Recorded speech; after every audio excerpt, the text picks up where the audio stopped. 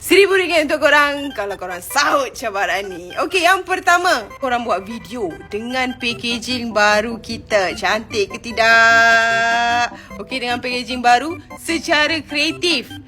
Tagline untuk Batik Beauty. Ikutlah kreativiti korang macam mana.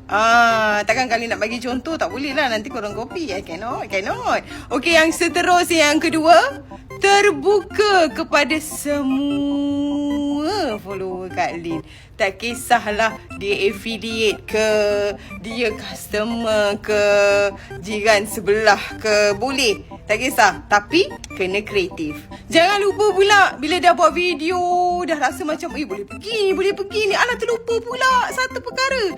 Hashtag tagline Batik. Itu jangan tertinggal. Tertinggal Kak Lin tak nampak korang. Tapi Kak Lin kalau view sikit macam mana? Kak Lin tak kisahkan view.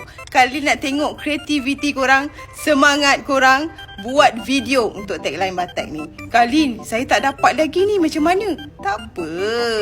Tarikh ni akan bermula pada hari ini 7 hari bulan 5 sehingga 7 hari bulan 6 tepat jam 12. Lepas tu sampai 8 hari bulan 6 tu tak adalah. Kalian anggap sedekah ajalah korang punya konten tu. Okay? Video mana yang dapat tambat hati Kak Lin tu, termasuk dengan hashtag tu, korang akan dapat RM1,000 dengan secara terhormatnya. Adalah. Surprise lah. Good luck korang.